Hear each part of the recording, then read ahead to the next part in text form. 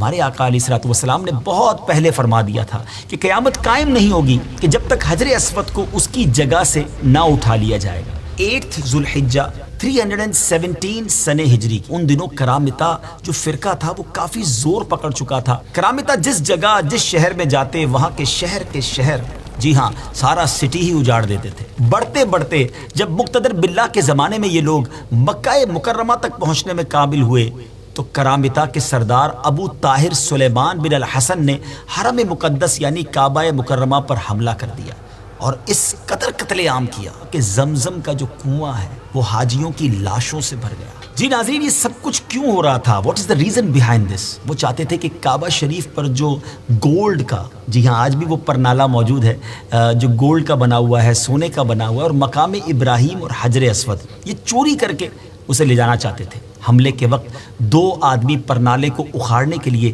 جب کعبہ شریف پر چڑھے مگر اسی وقت سر کے بل زمین پر گر کر جہنم واصل ہو گئے۔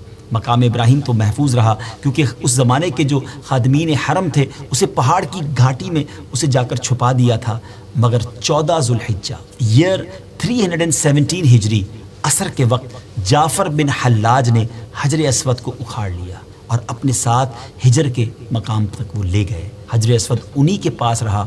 ان سے بار بار اسلامی حکومتوں نے، جو زمانے کے لوگ تھے، انہوں نے مطالبہ کیا کہ اسے واپس دیا جائے۔ 50,000 سرخ دیناروں کی پیشکش بھی کی گئی مگر کوئی راہ نہیں نکلتی تھی۔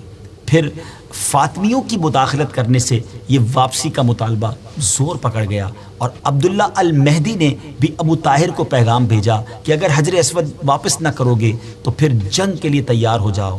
تو کرامتیوں نے یہ عذر پیش کیا کہ وہ دوسرے پتھروں میں مل گیا ہے، اب اسے الگ کرنا ممکن نہیں، ہمارے پاس حجر اسود کی کوئی نشانی نہیں ہے۔ اب علماء کرام کا ایک بورڈ بیٹھا اور انہوں نے فیصلہ کیا کہ ان سب پتھروں کو آگ میں ڈال دیا جائے۔